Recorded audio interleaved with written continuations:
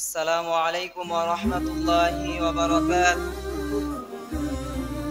আলহামদুলিল্লাহি ওয়াহদা ওয়াস সালাতু ওয়াস সালামু আলা মান লা নাবিয়্যা বা'দা, আম্মা বা'দ, ফাআউযু বিল্লাহি মিনাশ শাইতানির রাজীম।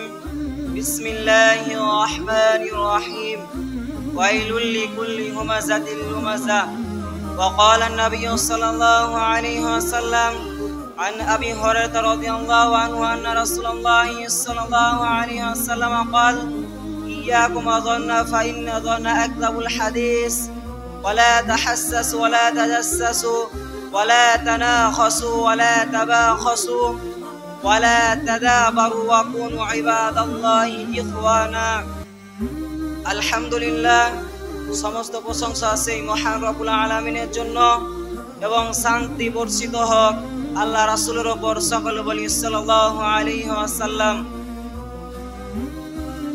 আজ আমার বক্তব্যের বিষয় হচ্ছে পরনিন্দা। বিষয়টি অত্যন্ত গুরুত্বপূর্ণ। আমি আপনাদের সাথে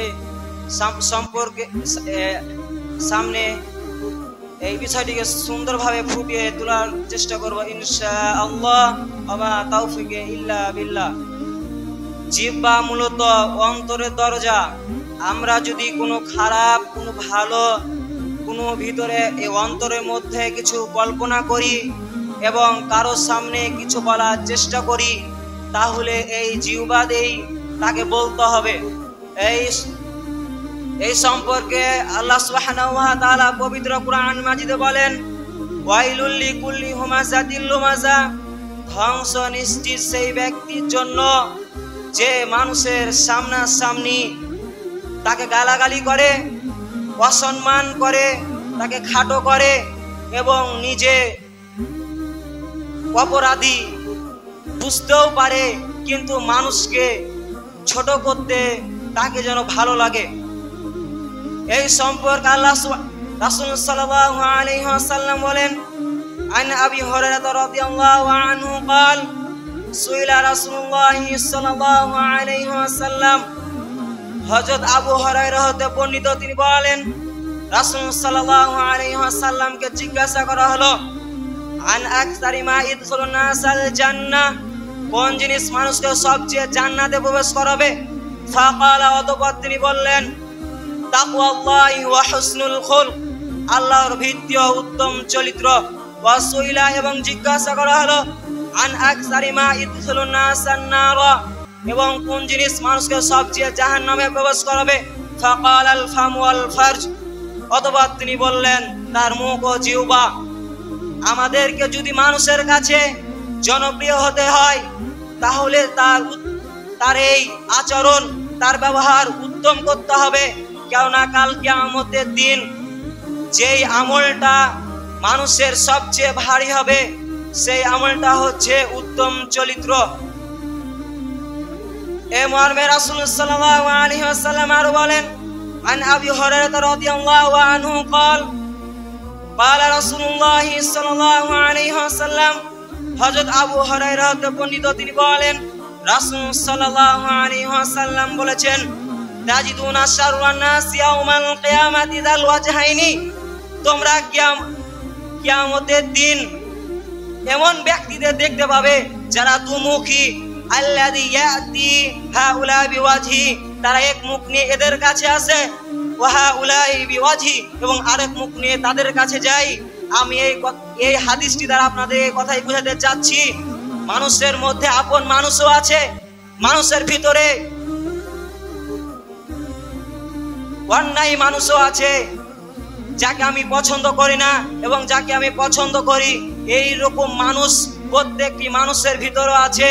কিন্তু এই মানুষগুলোর ভিতরে এমন একটি মানুষ আছে যে আপনার কাছে এক চেহারায় এক কথা নিয়ে আপনাকে বলবে এবং আরেক চেহারায় আরেক রকম ভাবে অন্যজনকে বলবে। এ মর্মে রাসূল সাল্লাল্লাহু আলাইহি ওয়াসাল্লাম বলেন, আন আবি হুরায়রা রাদিয়াল্লাহু আনহু আন্না রাসূলুল্লাহ সাল্লাল্লাহু আলাইহি ওয়াসাল্লাম قال, হযরত আবু হুরায়রা হতে বর্ণিত, তিনি বলেন নিশ্চয় রাসূল সাল্লাল্লাহু আলাইহি ওয়াসাল্লাম বলেছেন, ইয়াকুম ওয়া যান্না, কারো সম্পর্কে মন্দ ধারণা করো না। ফা ইন্না যান্না আকযাবুল হাদিস, কারণ মন্দ ধারণা এক ধরনের মিথ্যা রূপ হয়ে থাকে। ওয়ালা তাহাসসাসু, কারো সম্পর্কে তার খারাপ কিছু কথা থাকলে কারো তার কাছে জানার চেষ্টা করো না। ওয়ালা তাজাসসাসু, কারো ওয়ালা তাজাসসাসু এবং ধোঁকাবাজি করো না। ওয়ালা তানাখাসু, ক্রয় বিক্রয়ে ধোঁকাবাজি করো না। ওয়ালা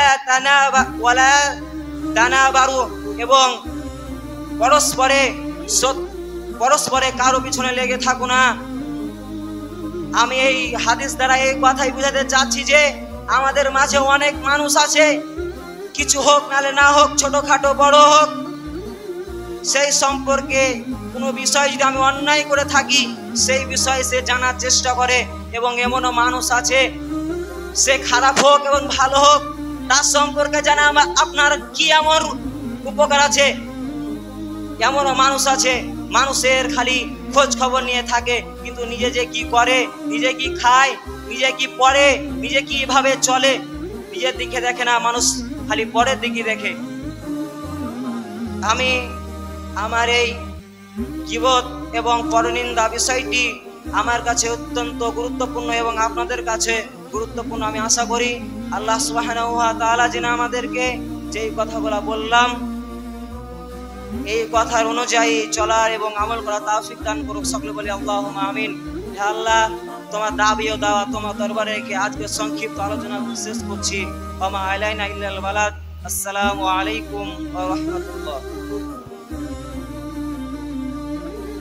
مولاي صل وسلم دائما أبدا على